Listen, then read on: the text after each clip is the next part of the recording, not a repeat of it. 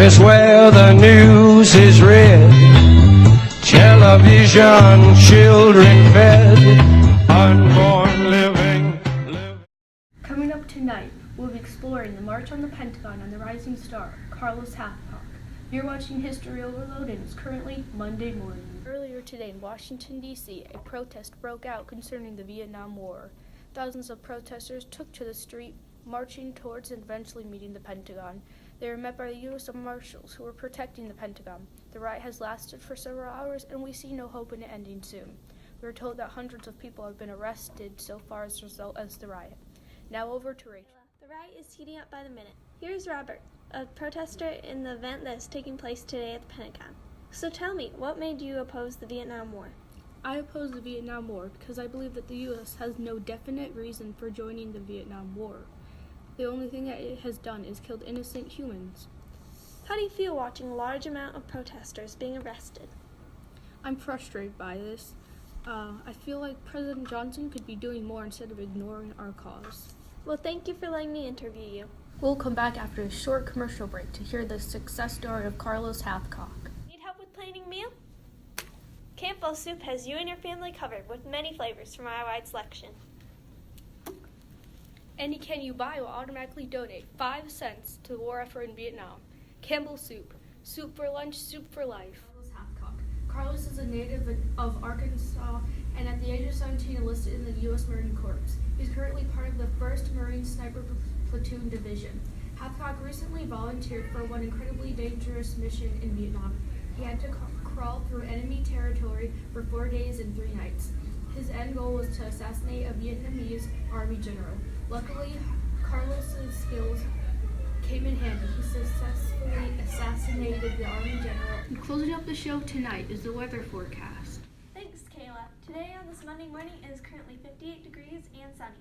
Tune in next time on History Overload. It's all over for the unknown soldier. It's dawn, and Alpha Troop 19 is commuting to war. 21 GIs bound for a jungle clearing a mile from the Cambodian border. American soldiers hiking their way through the sweaty jungles of South Vietnam, searching for an elusive enemy. The temperature is almost 100 degrees, and the jungle stifles even the tiniest breeze. The going is slow. There could be a North Vietnamese regiment hiding a few yards away, and no one would see it. Nobody talks, so you start thinking. Specialist 4 Dwayne Boer is thinking he's going to meet his fiancée in Honolulu in 2 weeks, and he will show her the silver star the general pinned on him yesterday. DeValle is the lone medic in the platoon. He's scared from the moment he gets out of the chopper to the moment it picks him up. Scared that someday he's going to get killed picking up a wounded buddy. Jorgensen just became a sergeant, but he doesn't like it. He'd rather be up walking point, where the action is. He's already got 3 Purple Hearts, so everybody calls him Hero. Then there's Lieutenant Hughley. Everybody calls him Blue. That's his radio call. Blue didn't want to come to Vietnam, and he'd much rather be a businessman than a soldier. But right now, he's in charge of the lives of 21 men.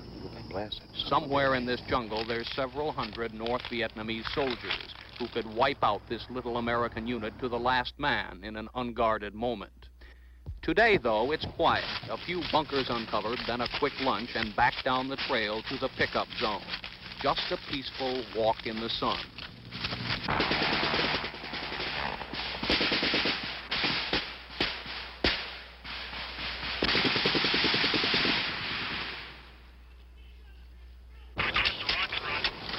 Okay. Okay, would you roll in a 270 from the smoke, approximately 100 meters away from it. I'll adjust you from there. All right, who's wounded? All right, give me some cover.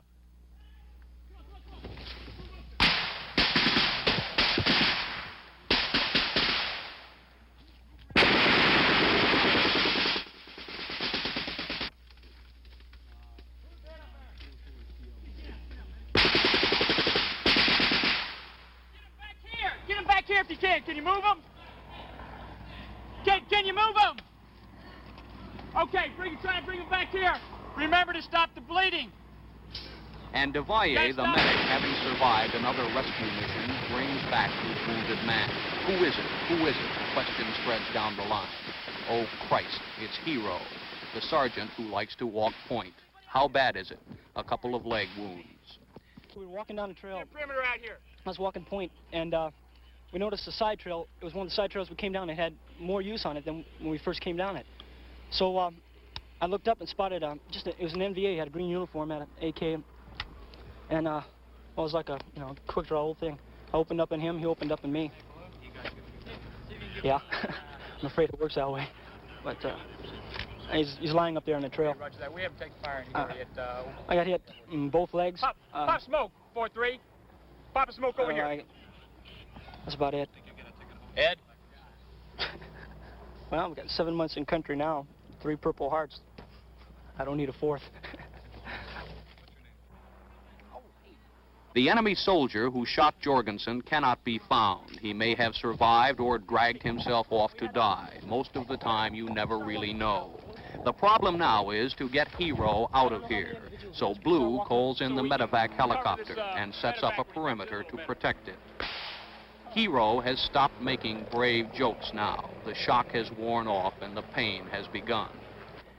The helicopter hovers over the jungle, and in the midst of the firefight, his buddies put Hero on the rescue chopper, and he's pulled up 100 feet. 100 feet to a hospital bed and a one-way ticket out of the Vietnam War. And then it's quiet again. Alpha Troop 19, less one man, gingerly making its way back through the heat and the smell of gunpowder, back to the pickup zone. Tomorrow, the military communique will read, one American was wounded in an engagement with an unknown-size enemy force. Enemy casualties are unknown.